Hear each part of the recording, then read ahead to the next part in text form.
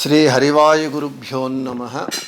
ఓం వందే విష్ణుం నమామి శ్రియమథ చ భువం బ్రహ్మవాయూ చ వందే గాయత్రీం భారతీం తామపి గరుడమనంతం భజే రుద్రదేవం దేవీం వందే సుపర్ణీమహిపతిదయితాం వారుణీమప్యుమాం తాం ఇంద్రాదీన్ కామముఖ్యానపి సకలసురాన్ తద్గురూన్మద్గురూంశ్చ అభ్రమం భంగరహితం అజడం విమలం సదా ఆనందతీర్థమతులం భజే తాపత్రయాపహం.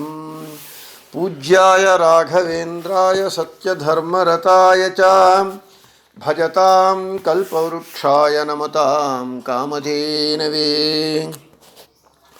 పృథ్వీమండలమధ్యస్థాః పూర్ణబోధమతానుగాః వైష్ణవాః విష్ణుహృదయాః తాన్ నమస్యే గురూన్ మమ. ఆపాదమౌళిపర్యంతం గురూణాం ఆకృతిం స్మరేత్ తేన విఘ్నాః ప్రణశ్యంతి సిద్ధ్యంతి చ మనోరథాః. శ్రీ విద్యాసాగరమాధవతీర్థగురుభ్యో నమః. హరి ఓం.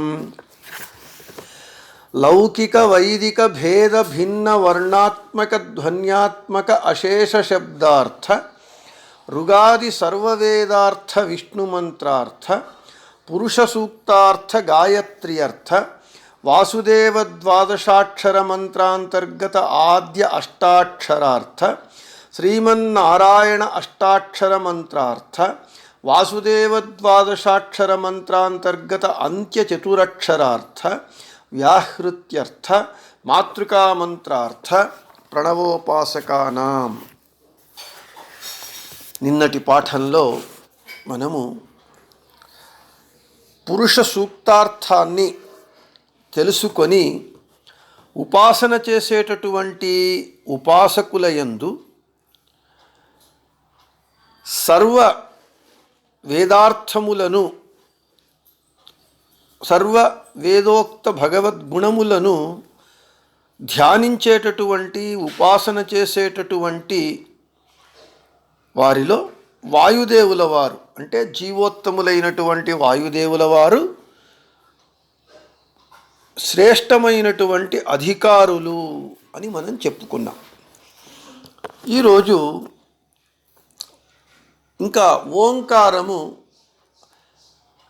ఇంకా ఎన్నెన్ని అర్థాలను నిక్షిప్తం చేసుకున్నది, ఇంకా ఏ ఏ భగవద్రూపములను ప్రతిపాదిస్తున్నది అనేటటువంటి విషయాన్ని చెప్పుకుందాం.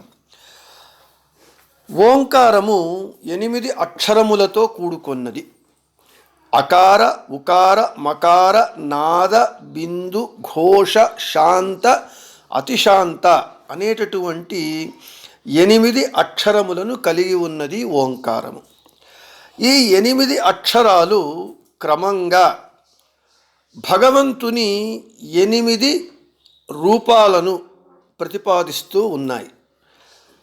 విశ్వ తైజస ప్రాజ్ఞ తురీయ ఆత్మ అంతరాత్మ పరమాత్మ జ్ఞానాత్మ అనేటటువంటి 8 రూపాలను క్రమంగా ప్రతిపాదిస్తూ ఉన్నాయి.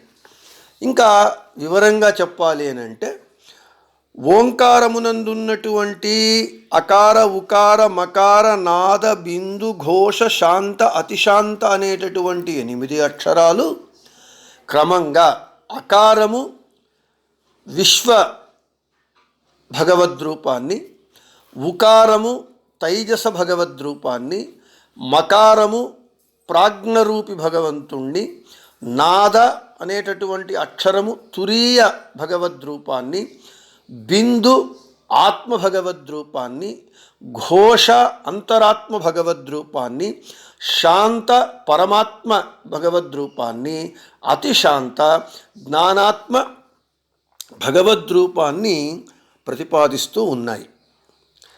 ఈ విశ్వ తైజస ప్రాజ్ఞ తురీయ అంటే మొదటి 4 అక్షరాలు అకార ఉకార మకార నాద, ఈ మొదటి 4 అక్షరాలు క్రమంగా విశ్వ తైజస ప్రాజ్ఞ తురీయ భగవద్రూపాలను ప్రతిపాదిస్తూ ఉన్నాయి. ఈ విశ్వనామక భగవంతుడు జీవుని జాగ్రత్తావస్థ నియామక భగవద్రూపము, తైజసనామక భగవద్రూపము జీవుని స్వప్నావస్థ నియామక భగవద్రూపము, ప్రాజ్ఞనామక భగవద్రూపము జీవుని నిద్రావస్థ నియామక భగవద్రూపము, తురీయ నామక భగవంతుడు జీవుని ముక్తి అవస్థ యొక్క నియామక భగవద్రూపములు. ఇక ఈ 8 రూపములు అంటే విశ్వ తైజస ప్రాజ్ఞ తురీయ ఆత్మ అంతరాత్మ పరమాత్మ జ్ఞానాత్మ అనేటటువంటి ఈ 8 భగవద్రూపములు శ్రీహరి యొక్క 50 రూపములను ప్రకటిస్తూ ఉన్నాయి, ప్రకటించినాయి. అంటే ఈ 8 రూపముల చేత శ్రీహరి యొక్క 50 రూపములు ప్రకటమయ్యాయి. ఈ 50 రూపాలను అకారాది 50 అక్షరాలు ప్రతిపాదిస్తాయి. అంటే అకారము నుండి మనకు ఉన్నటువంటి 50 అక్షరాలు ఈ 50 భగవద్రూపములను ప్రతిపాదిస్తూ ఉన్నాయి. చివరగా క్షకారము నృసింహరూపి భగవంతుణ్ణి ప్రతిపాదిస్తుంది.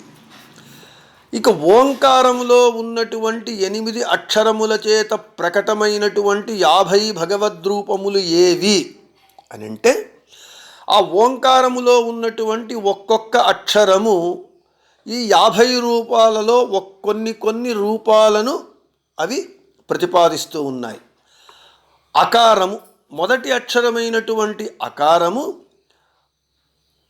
ఆ అజ భగవద్రూపాన్ని, ఆ ఆనంద భగవద్రూపాన్ని, ఈ ఇంద్రరూపి భగవద్రూపాన్ని, ఈ ఈశ భగవద్రూపాన్ని, ఉగ్ర రూప భగవంతుణ్ణి, ఊర్జ రూపి భగవద్రూపాన్ని, ఋతంభర భగవద్రూపాన్ని, రూఘ భగవద్రూపాన్ని, ఋషరూపి భగవద్రూపాన్ని, రూజి రూప భగవద్రూపాన్ని, ఏకాత్మ భగవద్రూపాన్ని, ఐరరూపి భగవద్రూపాన్ని, ఓజోభృత్ భగవద్రూపాన్ని, ఔరస భగవద్రూపాన్ని,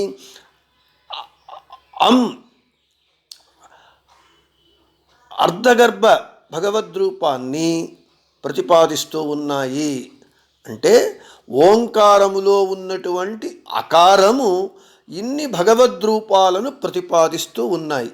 ఆ అకార వర్ణ 50 వర్ణములు ప్రతిపాదించేటటువంటి భగవద్రూపాలలో ఓంకారములో ఉన్నటువంటి అకారము ఆ నుండి అనేటటువంటి అక్షరముల భగవద్రూపములను ప్రతిపాదిస్తూ ఉన్నది. ఇక ఉకారము, ఓంకారములో ఉన్నటువంటి ఉకారము కపిల భగవద్రూపాన్ని, ఖపతి భగవద్రూపాన్ని, గరుడాసన భగవద్రూపాన్ని, ఘర్మరూపి భగవద్రూపాన్ని, జ్ఞసార భగవద్రూపమును ఉకారము ప్రతిపాదిస్తూ ఉన్నది. ఇక ఓంకారములో ఉన్నటువంటి మకారము చార్వాంగ, ఛందోగమ్య, జనార్దన, ఝాటితరి, జ్ఞమ భగవద్రూపములను మకారము ప్రతిపాదిస్తూ ఉన్నది. ఇక నాదము అనేటటువంటి అక్షరము, ఓంకారములో ఉన్నటువంటి నాదము అనేటటువంటి అక్షరము టంకి, ఠలక, డరక, ఢరి, నాత్మ భగవద్రూపములను నాదమనేటటువంటి అక్షరము ప్రతిపాదిస్తూ ఉన్నది. ఇక బిందు అనేటటువంటి అక్షరము తార భగవద్రూపాన్ని, థబ, దండి, ధన్వి, నమ్య భగవద్రూపములను బిందు అనేటటువంటి అక్షరము ప్రతిపాదిస్తూ ఉన్నది. ఇక ఘోష అనేటటువంటి అక్షరము పర భగవద్రూపాన్ని, ఫ ఫలి భగవద్రూపాన్ని, బ బలి భగవద్రూపాన్ని, భ భగవద్రూపాన్ని, మను భగవద్రూపాన్ని ఓంకారములో ఉన్నటువంటి ఘోష అనేటటువంటి అక్షరము ప్రతిపాదిస్తూ ఉన్నది. ఇక శాంత అనేటటువంటి అక్షరము య యజ్ఞ, రా రామ, లా లక్ష్మీపతి, వ వర అనేటటువంటి భగవద్రూపములను ప్రతిపాదిస్తూ ఉన్నది.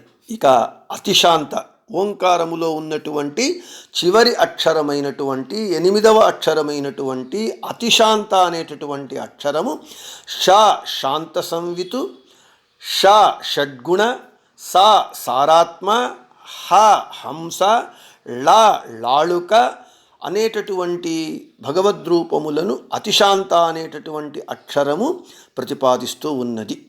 ఇక క్ష అనేటటువంటి అక్షరము నరసింహస్వామి భగవద్రూపాన్ని ప్రతిపాదిస్తూ ఉన్నది.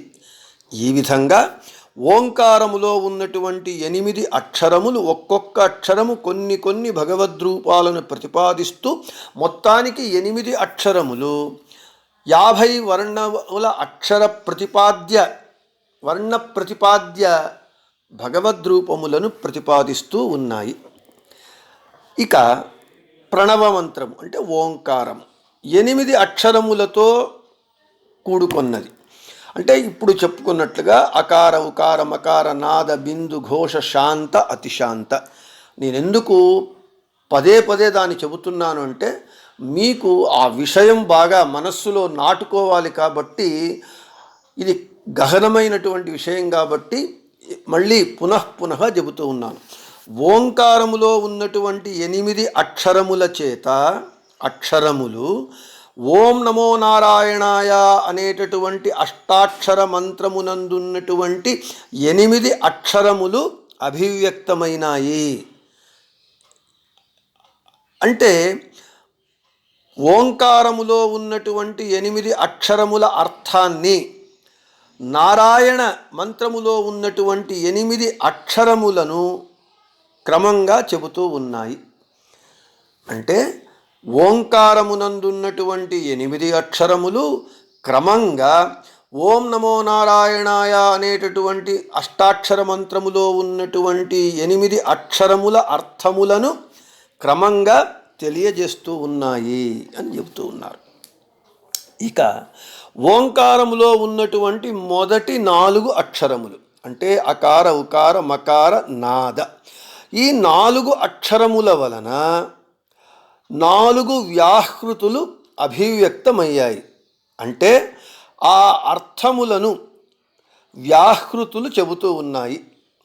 అంటే అకార ఉకార మకార నాద అనేటటువంటి ఓంకారమునందున్నటువంటి మొదటి 4 అక్షరములు భూః భువః స్వః భూర్భువస్వః అనేటటువంటి 4 వ్యాహృతులు అభివ్యక్తమయ్యాయి ఆ 4 అక్షరముల చేత. అంటే ఆ 4 అక్షరముల అర్థాన్ని అంటే అకార ఉకార మకార నాదమనేటటువంటి 4 అక్షరముల అర్థాన్ని భూః భువః స్వః భూర్భువస్వః అనేటటువంటి ఈ 4 వ్యాహృతులు చెబుతున్నాయి. ఇక ఈ 4 వ్యాహృతుల చేత భూః భువః స్వః భూర్భువస్వః అనేటటువంటి 4 వ్యాహృతుల వలన అనిరుద్ధ ప్రద్యుమ్న సంకర్షణ వాసుదేవ రూపములు ప్రతిపాదింపబడ్డాయి. పంచభేదాత్మక ప్రపంచకే పంచరూపాత్మకనే దైవక అని శాస్త్రము. అంటే ప్రకృష్టముగా పంచభేదముతో కూడుకున్నటువంటి ఈ ప్రపంచము యొక్క వ్యాపారాన్ని మూలరూపి అయినటువంటి నారాయణుడు అనిరుద్ధ ప్రద్యుమ్న సంకర్షణ వాసుదేవ 4 రూపములతో జరిపిస్తాడు. ఒక్క మూలరూప నారాయణ రూపముతోనే జరిపించలేడా భగవంతుడు అనంటే, భగవంతుడు జరిపించగలిగినటువంటి శక్తి సామర్థ్యములు కలిగినటువంటి వాడు. అతడు ఒక్కసారి కనుబొమను ఎగిరివేస్తే జగద్వ్యాపారములన్నీ జరుగుతాయి, జగద్వ్యాపారములన్నీ స్థగితమైపోతాయి.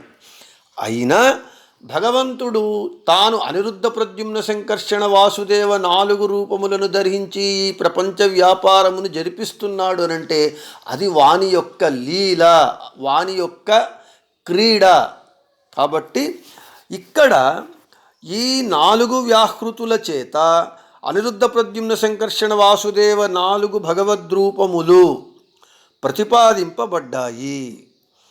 ఇక ఈ 4 రూపములే అంటే అనిరుద్ధ ప్రద్యుమ్న సంకర్షణ వాసుదేవ రూపములే ఓం నమో భగవతే వాసుదేవాయ అనేటటువంటి వాసుదేవ ద్వాదశాక్షర మంత్రమునందు 4 పదముల చేత, 4 అంటే ఓం నమః భగవతే వాసుదేవాయ అంటే ఈ 4 రూపములే వాసుదేవ ద్వాదశాక్షర మంత్రమునందున్నటువంటి 4 పదముల చేత, అంటే ఓం అనేటటువంటిది వాసుదేవ భగవద్రూపాన్ని, నమః అనేటటువంటి పదము సంకర్షణ భగవద్రూపాన్ని, భగవతే అనేటటువంటి పదము ప్రద్యుమ్న రూపి భగవంతుణ్ణి, వాసుదేవాయ అనేటటువంటి పదము అనిరుద్ధ రూపి భగవంతుణ్ణి ప్రతిపాదిస్తూ ఉన్నది.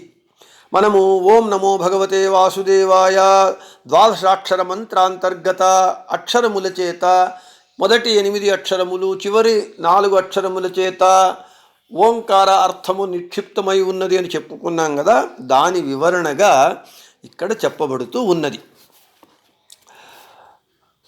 ఇంకొక మారు మనం చెప్పుకుంటే అనిరుద్ధ ప్రద్యుమ్న సంకర్షణ వాసుదేవ భగవద్రూపములు ఓం నమో భగవతే వాసుదేవాయ అనేటటువంటి వాసుదేవ ద్వాదశాక్షర మంత్రమునందున్నటువంటి 4 పదముల చేత ఈ అనిరుద్ధ ప్రద్యుమ్న సంకర్షణ వాసుదేవ భగవద్రూపం ప్రతిపాదింపబడ్డాయి. ఓం అనేటటువంటిది వాసుదేవ భగవద్రూపాన్ని, నమః అనేటటువంటిది సంకర్షణ భగవద్రూపాన్ని, భగవతే అనేటటువంటి పదము ప్రద్యుమ్న రూపి భగవంతుణ్ణి, వాసుదేవాయ అనేటువంటి అనిరుద్ధ భగవంతుణ్ణి ప్రతిపాదిస్తున్నవి. ఇక నారాయణ అష్టాక్షర మంత్రములోని 8 అక్షరముల చేత అంటే ఓం నమో నారాయణాయ అనేటటువంటి 8 అక్షరముల చేత మరియు భూరాది 4 వ్యాహృతుల చేత అంటే భూహు భువః స్వః భూర్భువస్వః ఈ 4 అక్షరముల చేత అంటే 4 వ్యాహృతులు 8 అక్షరములు కలిపితే 12 అక్షరముల చేత వాసుదేవ ద్వాదశాక్షర మంత్రములో ఉన్నటువంటి 12 అక్షరములు ప్రకటమయ్యాయి, అభివ్యక్తమయ్యాయి. ఈ 12 అక్షరములు వాసుదేవ ద్వాదశాక్షరమునందున్నటువంటి 12 అక్షరములు క్రమంగా 24 భగవద్రూపములు 24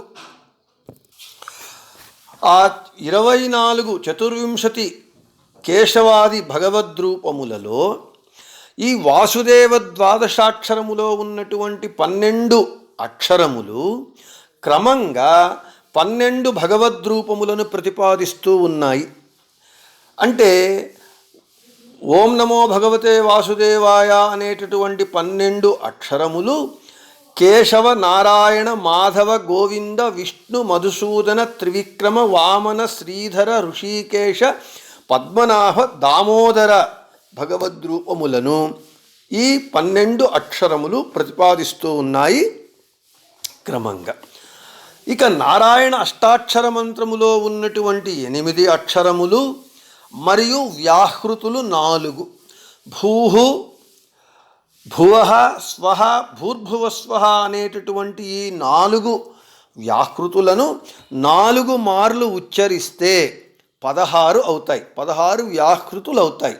ఎలాగా భూహు భువః స్వః భూర్భువస్వః, భూహు భువః స్వః భూర్భువస్వః, భూహు భువః స్వః భూర్భువస్వః, భూహు భువః స్వః భూర్భువస్వః. ఈ విధంగా 4 వ్యాహృతులను 4 మార్లు ఉచ్చరిస్తే 16 వ్యాహృతులు మరియు నారాయణ మంత్రములోని 8 అక్షరములు కలిపితే 24. ఈ 24 అక్షరముల చేత వేద మాతృక అయినటువంటి 24 అక్షరములున్నటువంటి గాయత్రీ మంత్రము అభివ్యక్తమైనది. అంటే మనకు నారాయణ అష్టాక్షర మంత్రములోని 8 అక్షరములు వ్యాకృతులను 4 మార్లు ఉచ్చరిస్తే 16 వ్యాకృతులు, 16 వ్యాకృతులు 8 అక్షరములు, మొత్తము 24 అక్షరాలు. వేదానికి మాతృక అయినటువంటి 24 అక్షరములు ఉన్నటువంటి గాయత్రీ మంత్రము దాని వలన అభివ్యక్తమైనది అని చెబుతూ ఉన్నారు. అంతేకాకుండా ఇక కేశవాది 12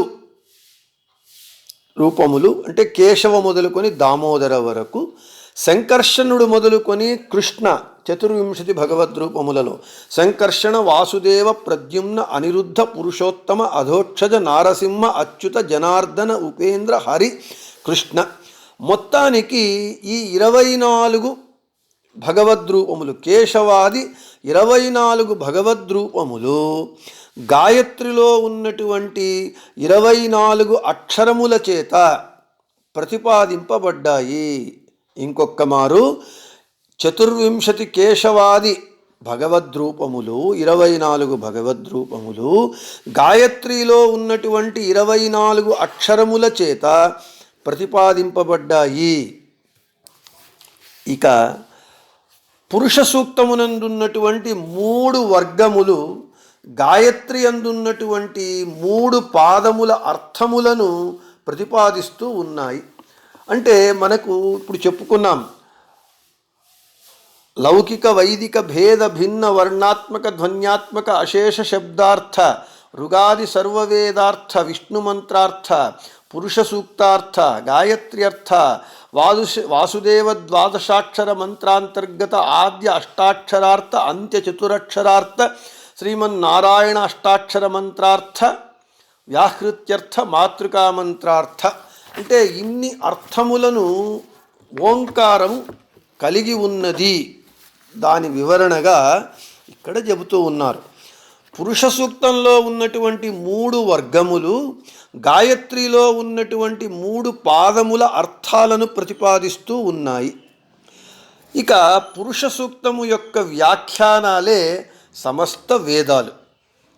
పురుష సూక్తానికి వ్యాఖ్యాన రూపంగా సమస్త వేదములు ఉన్నాయి. ఇలా ఉన్నప్పుడు, ఈ విధంగా ఉన్నది, ఇలా ఉన్నప్పుడు వాసుదేవ ద్వాదశాక్షరమునందు ఉన్నటువంటి మొదటి 8 అక్షర ప్రతిపాద్య భగవన్ మూర్తులు ఏవి? మనం చెప్పుకున్నాం, వాసుదేవ ద్వాదశాక్షర మంత్రాంతర్గత ఆద్య అష్టాక్షరార్థ ఓంకారము ఈ అర్థములను కలిగి ఉన్నది. ఆ 8 వాసుదేవ ద్వాదశాక్షరమునందున్నటువంటి మొదటి 8 అక్షరముల చేత ప్రతిపాదింపబడేటటువంటి భగవద్రూపములు కేశవ, నారాయణ, మాధవ, గోవింద, విష్ణు, మధుసూదన, త్రివిక్రమ, వామన అని మనం అర్థం చేసుకోవాలి. అదే ద్వాదశాక్షర మంత్రమునందున్నటువంటి చివరి 4 అక్షరముల చేత ప్రతిపాదింపబడేటటువంటి భగవద్రూపములు శ్రీధర, హృషికేశ, పద్మనాభ, దామోదర అని తెలుసుకోవాలి. ఇక నారాయణ మంత్రమునందున్నటువంటి 8 అక్షరములు ప్రణవ మంత్రమునందున్నటువంటి 8 అక్షర ప్రతిపాద్య రూపములనే చెబుతూ ఉన్నాయి. ఓం నమో నారాయణాయ అనేటటువంటి నారాయణ అష్టాక్షర మంత్రమునందున్నటువంటి 8 అక్షరములు ప్రణవ మంత్రమునందున్నటువంటి 8 అక్షర ప్రతిపాద్య రూపములనే చెబుతూ ఉన్నాయి.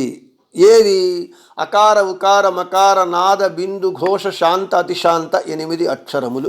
ఆ 8 అక్షరములు ప్రతిపాదింపబడేటటువంటి భగవద్రూపములు విశ్వ, తైజస, ప్రాజ్ఞ, తురీయ, ఆత్మ, అంతరాత్మ, పరమాత్మ, జ్ఞానాత్మ. ఈ 8 భగవద్రూపములనే అవి చెబుతూ ఉన్నాయి నారాయణ మంత్రములో ఉన్నటువంటి 8 అక్షరములు. ఇక మాతృకా మంత్రార్థభూతమైనటువంటి భగవద్రూపములు అకారాది అక్షర ప్రతిపాద్య అజ ఆనందాది భగవద్రూపములు.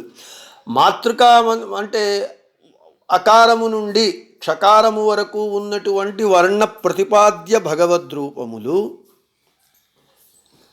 ఇక 4 వ్యాహృతుల చేత భూహు భువః భూహు భువః స్వః భూర్భువస్వః అనేటటువంటి 4 వ్యాహృతుల చేత ప్రతిపాదింపబడేటటువంటి అనిరుద్ధ ప్రద్యుమ్న సంకర్షణ వాసుదేవ భగవద్రూపములు. ఈ అన్ని భగవద్రూపములను ప్రతిపాదించేటటువంటిది ఓంకారము. అంటే ఓంకారము ఇన్ని అర్థములను కలిగి ఉన్నది.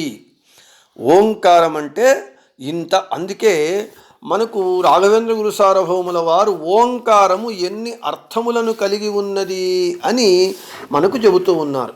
ప్రణవ మంత్రము ఒక్కసారి చూస్తే ఇప్పుడు ఈ పంక్తి మనకు అర్థమవుతుంది. ఓంకారము ఎన్ని అర్థములను కలిగి ఉన్నది. లౌకిక వైదిక భేద భిన్న వర్ణాత్మక ధ్వన్యాత్మక అశేష శబ్దార్థ. వర్ణములలో లౌకిక వర్ణములు వైదిక వర్ణములు అనేటటువంటి భేదమున్నది. మరియు వర్ణాత్మకమైనటువంటి ధ్వన్యాత్మకమైనటువంటి అంటే అన్ని శబ్దముల అర్థములను ఋగాది సర్వవేదార్థ విష్ణు మంత్రార్థ. అంటే ఇప్పుడు మళ్ళీ ఒకసారి సమప్ చేస్తూ ఉన్నాను ఈ పంక్తి యొక్క అర్థాన్నంతా.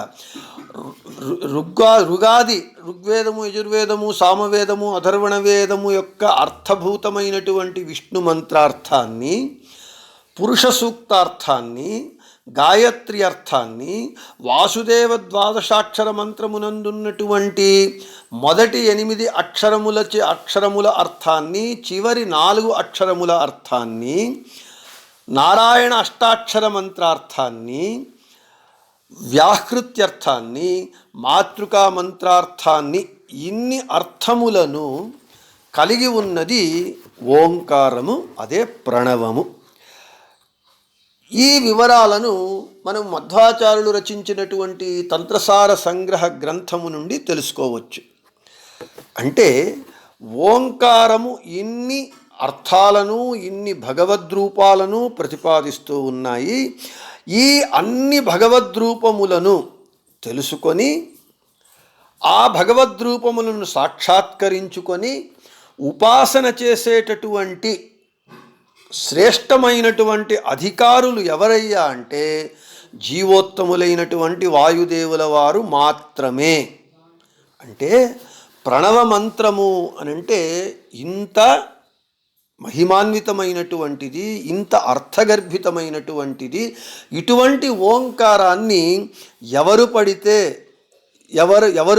ఎవరు ఎక్కడ పడితే ఎక్కడ ఎలా పడితే అలా మనము ఉచ్చరించకూడదు. ఓంకారాన్ని ఉచ్చరించటానికి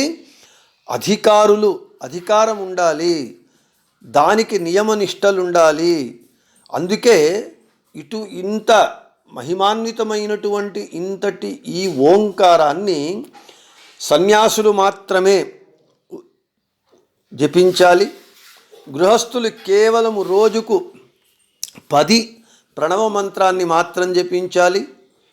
ఇక దేవతలు వీళ్ళందరూ కూడా ఓంకారాన్ని ప్రణవ మంత్రాన్ని ఉపాసన చేయవచ్చు.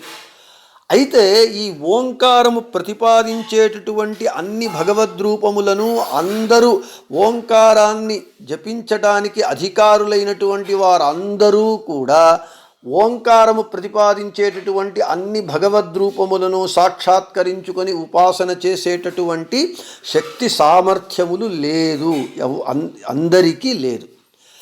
అయితే ఈ ఓంకారము ప్రతిపాదించేటటువంటి అన్ని భగవద్రూపములను సాక్షాత్కరించుకొని ఉపాసన చేసేటటువంటి అధికారము, సామర్థ్యము, యోగ్యత కలిగినటువంటి వారు జీవోత్తములైనటువంటి వాయుదేవుల వారు మాత్రమే. కాబట్టి ఇటువంటి మహిమాన్వితమైనటువంటి ఓంకారాన్ని ఎవరు పడితే వారు ఉచ్చరించకూడదు. దానిని ఉచ్చరించడానికి కావలసినటువంటి అధికారాన్ని, యోగ్యతను సంపాదించుకున్న తరువాత మాత్రమే ఎవరెవరు వారి వారి యోగ్యతానుసారంగా ప్రణవ మంత్రాన్ని జపించాలి. కానీ నియమ నిబంధనలు పాటించకుండా, యోగ్యత లేకుండా, అధికారము లేకుండా ఓంకారాన్ని జపిస్తే మనకు ఫలము రాకపోగా మనకు చెడు ఫలితాలు వస్తాయి. తెలుగులో ఒక సామెత ఉన్నది, పుణ్యానికి పోతే పాపం ఎదురయ్యింది అని. ఓంకారాన్ని జపించి పుణ్యం సంపాదించుకోవాలని చూస్తే దానిని జపించడానికి అధికారము, యోగ్యత లేనప్పుడు మనము దానిని జపిస్తే దాని వలన మనకు మంచి కలుగకపోగా చెడు కలుగుతుంది. కాబట్టి మనము ఆ అధికారాన్ని, యోగ్యతను సంపాదించుకొని గురుముఖేన దానిని ఉపదేశం తీసుకొని మన యోగ్యతానుసారంగా ఎన్ని మార్లు ఉచ్చరించాలో అన్ని మార్లే ఉచ్చరిస్తే అప్పుడు ఓంకారము మనకు ఫలితాన్ని ఇస్తుంది, సత్ఫలితాలను ఇస్తుంది. మొత్తానికి ఇక్కడ ఇది ఇంత ఓంకారము యొక్క ఇంత వైశిష్ట్యాన్ని ఎందుకు చెప్పారు అనంటే వాయుదేవుల వారి గొప్పదనాన్ని వివరించడానికి. ఇంతటి ఈ మహిమ కలిగినటువంటి, ఇంత గొప్పదైనటువంటి, విశిష్టమైనటువంటి ఓంకారాన్ని ఉచ్చరించడానికి ప్రధాన అధికారులు, ముఖ్య అధికారులు, యోగ్యత కలిగినటువంటి వారు, సామర్థ్యము కలిగినటువంటి వారు జీవోత్తములైనటువంటి వాయుదేవుల వారు మాత్రమే అని జీవోత్తములైనటువంటి వాయుదేవుల వారి గొప్పదనాన్ని వివరించటానికి రాఘవేంద్ర గురు సార్వభౌముల వారు ఓంకారము యొక్క వైశిష్ట్యాన్ని చెప్పారు. ఇక ముందు పాప విద్ధ దైత్య పూగా విద్ధ అని ఇక వాయుదేవుల వారి యొక్క గొప్పదనాన్ని, వైశిష్ట్యాన్ని మనకు ఇంకా విస్తారంగా వివరిస్తారు. వాయుదేవుల వారి గొప్పదనాన్ని ఇంత బాగా రాఘవేంద్ర గురు సార్వభౌముల వారు ఎలా వివరించగలిగారు, దానికి కారణమేమిటి అనేటటువంటి విషయాలన్నింటినీ రేపటి పాఠమునందు చెప్పుకుందామని చెబుతూ శ్రీకృష్ణార్పణమస్తు, మధ్యేశార్పణమస్తు. అందరికీ శుభమస్తు.